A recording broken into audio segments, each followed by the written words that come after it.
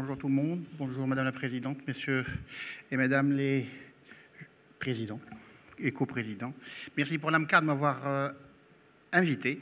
J'ai chronométré, c'était 22 minutes pour mon collègue, donc je prendrai 22 minutes. Bon, je rigole. Je suis très content de traiter ce sujet alors que je voulais traiter un autre sujet qui était être rythmologue sans être cardiologue. Que le Covid nous a imposé quelques régimes sévères sans patients et sans multitronculaires, donc j'ai fait de la batterie entre-temps. Donc on me demande de traiter ce sujet de multitronculaire avec un STEMI, et là, j'étais étonné, moi qui fais depuis près de 13 ans la FFR, on nous a dit que la FFR était la solution idéale pour les syndromes coronariens chroniques, donc encore stables, et ben dans l'aigu, c'est pas si simple que ça. La problématique de notre sujet aujourd'hui, c'est qu'il y a un aspect lésionnel et un aspect qui est pronostic. L'aspect lésionnel, c'est que les infarctus qui arrivent chez nous sont souvent, pour ne pas dire un cas sur deux, avec multitronculaire. Et on retrouve de temps à autre des occlusions chroniques. Donc, déjà, comment les faire? Deuxième élément qui est pronostic, ou du moins la mortalité hospitalière est restée pratiquement stable entre 4 et 12, malgré toute l'évolutivité de la technologie embarquée, avec toutes nos salles qui sont devenues des gadgets à ne pas en finir. L'angiojet, la FFR, l'OCT, et ainsi de suite. Nous sommes restés, surtout nous dans le Maghreb, avec des chiffres qui sont un peu élevés. Le Maroc tient le bonbon avec 9,75% de mortalité hospitalière. À partir de ce moment-là, on a planté le décor, donc on a des multitronculaires une fois sur deux quand un infarctus arrive vers nous. Et quelle question on doit se poser pour pouvoir répondre à cette invitation qui est une question très complexe? À quel moment recanaliser l'artère coupable? À quel moment revasculariser les artères non coupables? Durant le même instant opératoire, le lendemain, avant la sortie, à 45 jours, à 23 jours? On ne sait pas. Après avoir justifié l'existence d'une ischémie myocardique résiduelle, comme Rally nous disait, on est dans l'aigu, on n'est pas dans le chronique. Comment évaluer la légitimité de revasculariser ces artères non coupables? Avec uniquement l'œil, donc la sténose et le pourcentage, ou avec un facteur physiologique qui est, en général, la FFR ou l'IWFR. Je ne veux pas rentrer dans les techniques face à nos onglués, on n'a que 15 minutes de parole. Que faire en cas de choc cardiogénique? Que faire en cas d'occlusion chronique? Que faire en cas de TAVI? Ça, on l'évacue de suite, c'est Samuel qui va en parler. Alors, que nous disent les recommandations? Je me suis dit, comment je vais aborder le sujet? On va parler des recommandations, et après on va parler de la littérature. Et on va essayer de conclure. Les recommandations nous disent tout simplement, regardez, c'est l'ESC, encore une fois. Pourquoi l'ESC? Parce que, en fait, les Européens sont très actifs et ils font des mises à jour assez fréquentes. Et nous avons le plaisir, et surtout nos patients ont ce privilège de pouvoir en profiter. Là, cette plaque nous montre qu'en cas STEMI, pour l'artère coupable, il faut vite faire sans délai en urgence. En ce qui concerne les autres artères qui ne sont pas coupables de l'infarctus du myocarde, c'est selon à la discrétion de l'équipe, du Heart Team et du protocole de l'institution. Ça nous montre déjà le gap qui peut exister au niveau des décisions entre tel hôpital et tel autre hôpital. Et là, on va faire un survol simple entre les Nord-Américains et les Européens. Et vous voyez l'artère coupable qui est en première position, on a gradé en fonction de l'horaire. Avant 12 heures, après 12 heures, ne dépensant 48 heures, on est dans le 1A, 1C. Déjà, on est en 2018. En 2017, on nous avait mis au-delà de 48 heures, c'est 3, ça veut dire contre-indiqué. Là, on l'a enlevé en 18. Donc, et puis, les artères non coupables, lors de l'infarctus du myocarde, elles sont 2A, donc should be, devraient être considérées à dilater. En cas de choc cardiogénique, on élimine cette question, eh ben, il ne faut pas y toucher.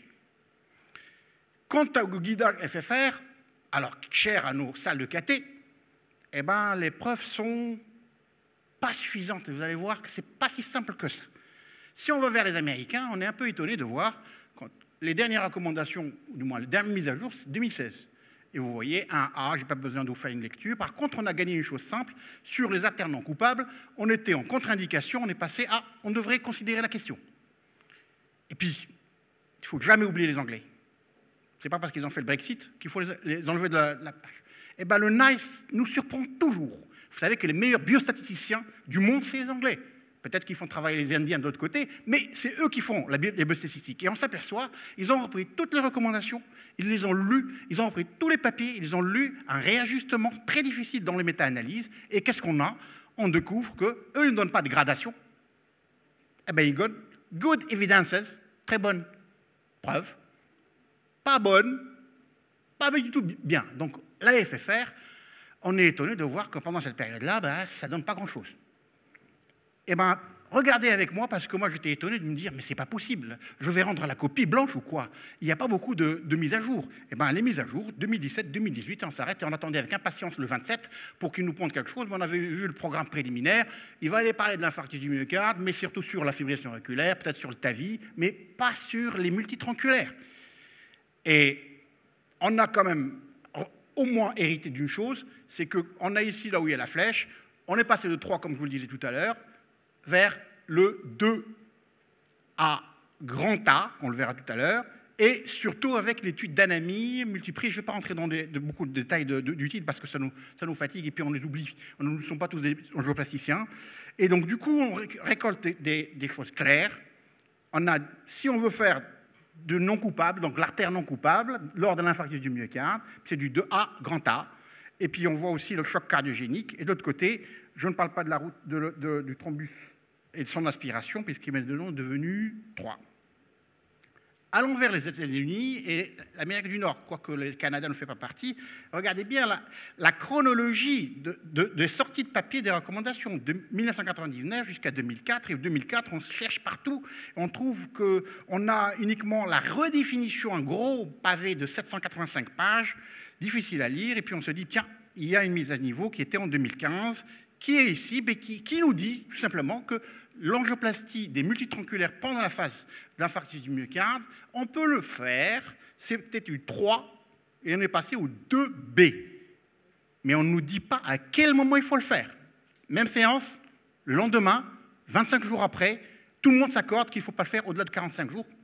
C'est tout. Donc, et là, on va vers l'éclairage britannique avec NICE, Acute Coronary Syndromes, et là, on est étonné d'une chose extraordinaire. Regardez bien en termes de mortalité, toute cause, à 30 jours. Very low. Ça, c'est les preuves comme quoi nous sommes efficaces ou pas quand on a une angioplastie uniquement de l'artère coupable ou l'angioplastie de l'artère coupable et les autres artères. On va vers mortalité, toute cause à 1 an.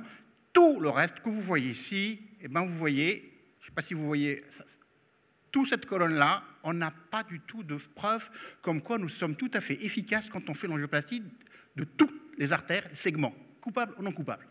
On est quand même étonné et on se dit, mais qu'est-ce qui se passe? On va revoir la littérature, puisque nous avons un gap important. La littérature, on commence.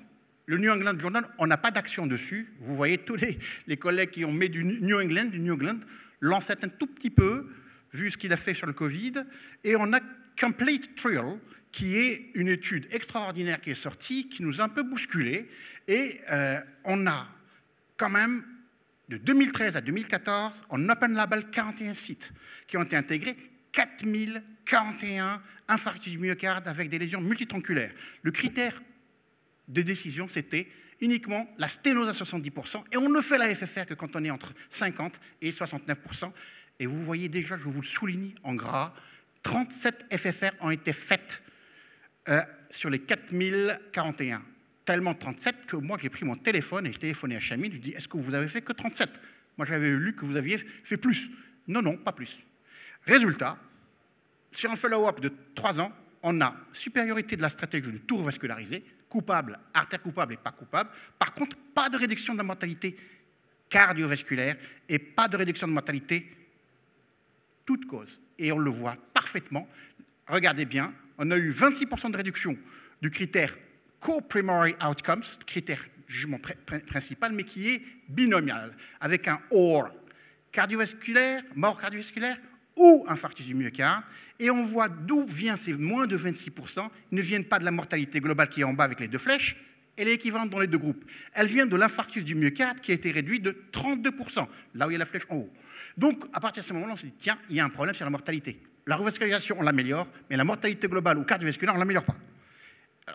Ça a créé un tollé tel que des méta-analystes, je dis méta-analystes parce que ce sont souvent des biostatisticiens qui ne sont pas des cardiologues, ont plongé dans l'histoire et ils ont dit, on avait Prisma, on va prendre Prisma, un méta-analytique, et on va voir les essais pour pouvoir peser ces critères de jugement qui ont été la mortalité, l'infarctus au niveau de la revascularisation multitronculaire d'un infarctus du myocarde.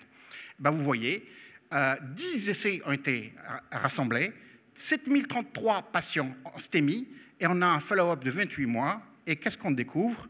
Eh ben, au niveau des MACE, regardez bien la petite moustache, elle est loin de la ligne identitaire, donc on réduit les MACE. Et là, vous avez PRAMI, DANAMI, PRAG, COMPARE, CURPRIT, tout, complète. Et on a par contre, au niveau de toute cause, toute mortalité, toute cause, on n'est pas loin de la ligne identitaire, donc le P est 0,18. Donc on n'est pas très, très efficace. De l'autre côté, il y a la mortalité cardiovasculaire, on est à 0,02.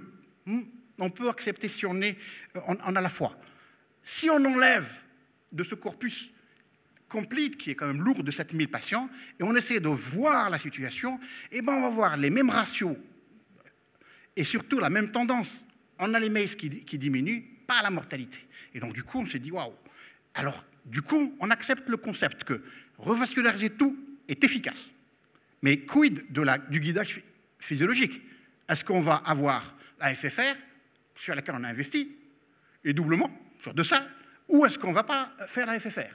Alors, du coup, avec un index, je ne vais pas vous ennuyer avec les index, parce qu'on en parlait avec la Rallye tout à l'heure, 0,80, 0,83 en fonction des éléments, c'est quelque chose de compliqué. Réduction du risque par DANAMI, qui a donné la recommandation, elle a uniquement des risques de revascularisation urgente, non planifiés. Et le reste, on se dit, pardon. Voilà ce qui avait donné, je vous rappelle, en 2017, la modification la gradation de la revascularisation totale. Donc à partir de ce moment-là, on se dit, voilà, on a maintenant des recommandations qui nous disent la FFR ou l'IWFR sont recommandées 1A. Si on est en multitronculaire, c'est du 2A, B. Super.